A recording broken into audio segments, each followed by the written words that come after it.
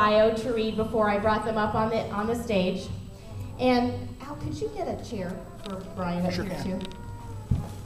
Our first special guest is Brian Donegan. Brian is a 27-year-old legally blind conservative activist from Lawrenceville, Georgia.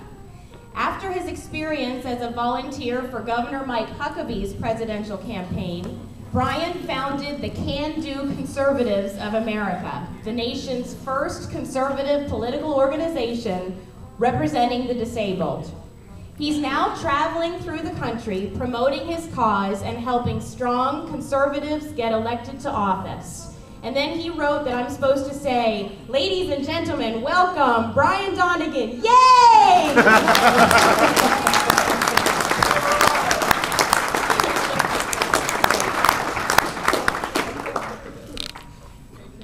That was actually in parentheses. It was supposed to be an estimation of what the response was going to be, but that tickles me to death that she actually read that. Well, as we say down in Georgia, hi y'all. Hi y'all. Thank you. Thank you. It's great to be up here in the Hawkeye State once again. My name is Brian Donegan. I'm the founder and chairman of the Can Do Conservatives of America, and I'm here to raise some cane. How about y'all?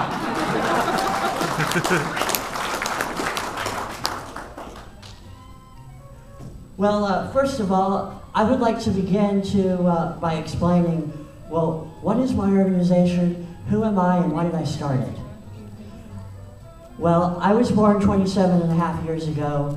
Legally blind, with a bilateral cleft lip and palate, no physical nose in my face, and other birth defects that I like to call blessings. I was tested for every disease and disorder under the sun back in 1982, but despite those tests coming out negative, my doctors and nurses told my parents that I wouldn't live 6 weeks, let alone the 27 years that I've lived on this in this great country of ours. Now, they also said that if I did live past 6 weeks, then I'd be a vegetable. And ladies and gentlemen, I'm trying to figure it out. Hello? You might have just bumped it. There we go. There we go. So the doctors and nurses told my parents that if I didn't live 26 weeks, that I'd be a vegetable, and I haven't been able to figure out what vegetable I am. Anybody got any suggestions?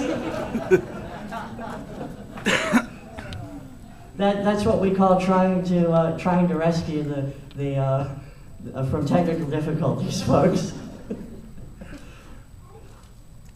Well, folks, after a month in the hospital, I was discharged and spent a month at home with my family, and I was baptized.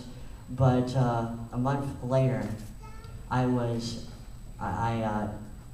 developed pneumonia, and to someone who has as many birth defects that I did, that's not a good thing at all. But when I got there, things went from bad to worse. My skin started to turn blue from lack of oxygen, and my heart began to fail. And around Thanksgiving of 1982, it took emergency surgery. Thanks to the skill of my doctors, nurses, and surgeons, the love of my parents and family, and the blessings of our Lord Jesus Christ, the surgery was successful, and I'm still here.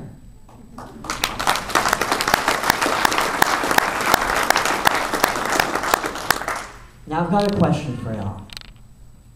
If we went back to the future in our DeLorean, and this healthcare bill that they just passed in Washington was law when I was born, do you think that the federal government would have deemed my life worth saving? No. That's as personal as it gets, folks, and that's why we need to send people like Dave Funk to Washington to defund, repeal, and replace with common sense conservative ideas.